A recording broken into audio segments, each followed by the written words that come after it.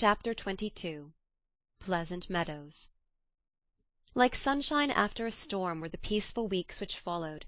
The invalids improved rapidly, and Mr. March began to talk of returning early in the new year. Beth was soon able to lie on the study sofa all day, amusing herself with the well-beloved cats at first, and in time with Doll's sewing, which had fallen sadly behindhand. Her once active limbs were so stiff and feeble that Joe took her for a daily airing about the house in her strong arms. Meg cheerfully blackened and burned her white hands cooking delicate messes for the dear, while Amy, a loyal slave of the ring, celebrated her return by giving away as many of her treasures as she could prevail on her sisters to accept. As Christmas approached, the usual mysteries began to haunt the house, and Joe frequently convulsed the family by proposing utterly impossible or magnificently absurd ceremonies in honour of this unusually merry Christmas. Laurie was equally impracticable, and would have had bonfires, sky-rockets, and triumphal arches if he had had his own way. After many skirmishes and snubbings, the ambitious pair were considered effectually quenched, and went about with forlorn faces, which were rather belied by explosions of laughter when the two got together. Several days of unusually mild weather fitly ushered in a splendid Christmas day. Hannah felt in her bones that it was going to be an unusually fine day, and she proved herself a true prophetess, for everybody and everything seemed bound to produce a grand success. To begin with, Mr. March wrote that he should soon be with them. Then Beth felt uncommonly well that morning, and being dressed in her mother's gift, a soft crimson merino wrapper, was borne in high triumph to the window to behold the offering of Joe and Laurie. The Unquenchables had done their best to be worthy of the name, for like elves they had worked by night, and conjured up a comical surprise. Out in the garden stood a stately snow-maiden, crowned with holly, bearing a basket of fruit and flowers in one hand, a great roll of music in the other, a perfect rainbow of an afghan round her chilly shoulders, and a Christmas carol issuing from her lips on a pink paper streamer. The Jungfrau to Beth. God bless you, dear Queen Bess, may nothing you dismay, but health and peace and happiness be yours this Christmas day. Here's fruit to feed our busy bee, and flowers for her nose. Here's music for her piany, an afghan for her toes. A portrait of Joanna, see, by Raphael No. 2, who laboured with great industry to make it fair and true. Except a ribbon red, I beg, for Madame Purrer's tail, and ice cream made by lovely Peg, a Mont Blanc in a pail. Their dearest love my makers laid within my breast of snow. Accept it and the Alpine maid, from Laurie and from Joe. How Beth laughed when she saw it, how Laurie ran up and down to bring in the gifts, and what ridiculous speeches Joe made as she presented them. "I'm so full of happiness that if father was only here I couldn't hold one drop more," said Beth, quite sighing with contentment as Joe carried her off to the study to rest after the excitement, and to refresh herself with some of the delicious grapes the Jungfrau had sent her. "So am I," added Joe, slapping the pocket wherein reposed the long-desired Undine and Sintram. "I'm sure I am," echoed Amy, poring over the engraved copy of the Madonna and Child which her mother had given her in a pretty frame. "Of course I am," cried Meg, smoothing the silvery folds of her first silk dress, for Mr. Lawrence had insisted on giving it. "How can I be otherwise?" said Mrs. March gratefully, as her eyes went from her husband's letter to Beth's smiling face, and her hand caressed the brooch made of grey and golden, chestnut and dark brown hair, which the girls had just fastened on her breast. Now and then in this workaday world things do happen in the delightful storybook fashion, and what a comfort it is! Half an hour after every one had said they were so happy they could only hold one drop more, the drop came. Laurie opened the parlour door and popped his head in very quietly. He might just as well have turned a somersault and uttered an Indian war-whoop, for his face was so full of suppressed excitement, and his voice so treacherously joyful, that every one jumped up, though he only said in a queer, breathless voice, "Here's another Christmas present for the March family."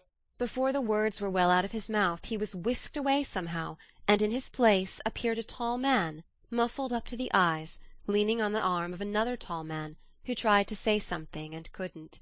Of course there was a general stampede, and for several minutes everybody seemed to lose their wits, for the strangest things were done, and no one said a word.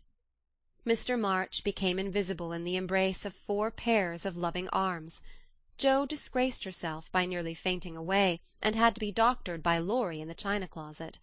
Mr. Brooke kissed Meg entirely by mistake, as he somewhat incoherently explained. And Amy, the dignified, tumbled over a stool, and never stopping to get up, hugged and cried over her father's boots in the most touching manner. Mrs. March was the first to recover herself, and held up her hands with a warning. Hush!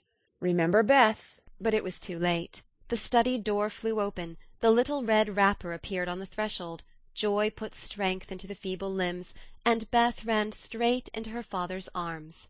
Never mind what happened just after that, for the full hearts overflowed, washing away the bitterness of the past, and leaving only the sweetness of the present.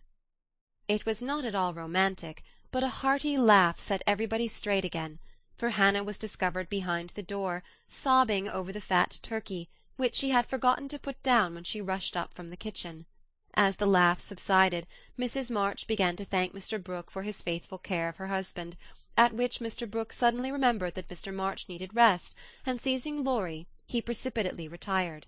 Then the 2 invalids were ordered to repose, which they did, by both sitting in one big chair and talking hard. Mr. March told how he had longed to surprise them, and how, when the fine weather came, he had been allowed by his doctor to take advantage of it, how devoted Brooke had been, and how he was altogether a most estimable and upright young man. Why Mr. March paused a minute just there, and after a glance at Meg, who was violently poking the fire, looked at his wife with an inquiring lift of the eyebrows, I leave you to imagine. Also why Mrs. March gently nodded her head and asked rather abruptly if he wouldn't like to have something to eat. Jo saw and understood the look, and she stalked grimly away to get wine and beef tea, muttering to herself as she slammed the door, "I hate estimable young men with brown eyes." There never was such a Christmas dinner as they had that day. The fat turkey was a sight to behold when Hannah sent him up, stuffed, browned, and decorated. So was the plum pudding, which melted in one's mouth, likewise the jellies, in which Amy revelled like a fly in a honey-pot. Everything turned out well, which was a mercy, Hannah said. For my mind was that flustered, Mum, that it's a miracle I didn't roast the pudding and stuff the turkey with raisins, let alone biling of it in a cloth. Mr. Lawrence and his grandson dined with them, also Mr. Brooke, at whom Jo glowered darkly, to Laurie's infinite amusement. 2 easy chairs stood side by side at the head of the table, in which sat Beth and her father, feasting moderately on chicken and a little fruit. They drank healths, told stories, sang songs, reminisced, as the old folks say, and had a thoroughly good time. A sleigh ride had been planned, but the girls would not leave their father, so the guests departed early, and as twilight gathered the happy family sat together round the fire. Just a year ago we were groaning over the dismal Christmas we expected to have. Do you remember? asked Jo, breaking a short pause which had followed a long conversation about many things. Rather a pleasant year on the whole, said Meg, smiling at the fire, and congratulating herself on having treated Mr. Brooke with dignity. I think it's been a pretty hard one, observed Amy, watching the light shine on her ring with thoughtful eyes. I'm glad it's over, because we've got you back, whispered Beth, who sat on her father's knee. Rather a rough road for you to travel, my little pilgrims, especially the latter part of it. But you have got on bravely, and I think the burdens are in a fair way to tumble off very soon, said Mr. March, looking with fatherly satisfaction at the 4 young faces gathered round him. How do you know? Did mother tell you? asked Jo. Not much. Straws show which way the wind blows, and I've made several discoveries today. Oh, tell us what they are, cried Meg, who sat beside him. Here is one. And taking up the hand which lay on the arm of his chair, he pointed to the roughened forefinger, a burn on the back, and 2 or 3 little hard spots on the palm. I remember a time when this hand was white and smooth, and your first care was to keep it so. It was very pretty then, but to me it is much prettier now. For in this seeming blemishes I read a little history. A burnt offering has been made to vanity. This hardened palm has earned something better than blisters, and I'm sure the sewing done by these pricked fingers will last a long time, so much goodwill went into the stitches. Meg, my dear, I value the womanly skill which keeps home happy more than white hands or fashionable accomplishments. I'm proud to shake this good, industrious little hand, and I hope I shall not soon be asked to give it away. If Meg had wanted a reward for hours of patient labour, she received it in the hearty pressure of her father's hand and the approving smile he gave her. What about Jo? Please say something nice, for she has tried so hard and been so very, very good to me, said Beth in her father's ear. He laughed and looked across at the tall girl who sat opposite, with an unusually mild expression in her face. In spite of the curly crop, I don't see the son Joe whom I left a year ago, said Mr. March. I see a young lady who pins her collar straight, laces her boots neatly, and neither whistles, talks slang, nor lies on the rug as she used to do. Her face is rather thin and pale just now with watching and anxiety, but I like to look at it, for it has grown gentler, and her voice is lower. She doesn't bounce, but moves quietly, and takes care of a certain little person in a motherly way, which delights me. I rather miss my wild girl, but if I get a strong, helpful, tender-hearted woman in her place, I shall feel quite satisfied.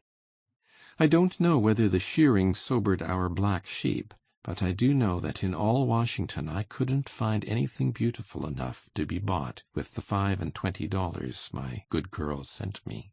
Jo's keen eyes were rather dim for a minute, and her thin face grew rosy in the firelight as she received her father's praise, feeling that she did deserve a portion of it. Now, Beth, said Amy, longing for her turn, but ready to wait.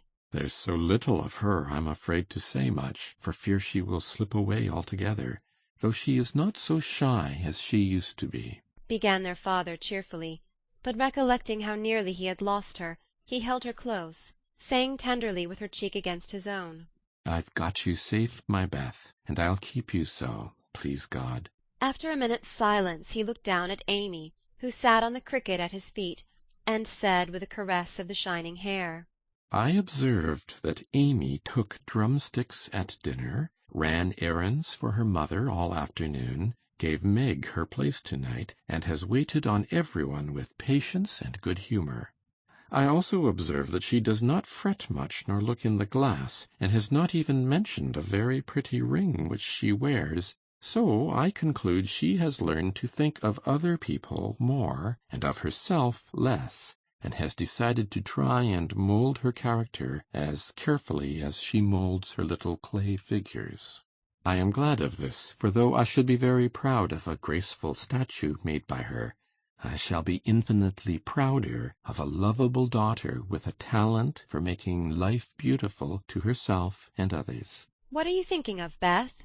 asked Jo, when Amy had thanked her father and told about her ring. I read in Pilgrim's Progress today how after many troubles, Christian and Hopeful came to a pleasant green meadow, where lilies bloomed all year round, and there they rested happily as we do now, before they went on to their journey's end, answered Beth, adding, as she slipped out of her father's arms and went to the instrument, It's singing time now, and I want to be in my old place. I'll try to sing the song of the shepherd boy which the pilgrims heard. I made the music for father because he likes the verses. So sitting at the dear little piano, Beth softly touched the keys, and in the sweet voice they had thought never to hear again, sang to her own accompaniment the quaint hymn, which was a singularly fitting song for her. He that is down need fear no fall, he that is low no pride. He that is humble ever shall have God to be his guide. I am content with what I have, little it be or much, and Lord, contentment still I crave, because as thou savest such. Fullness to them a burden is that go on pilgrimage. Here little and hereafter bliss is best from age to age.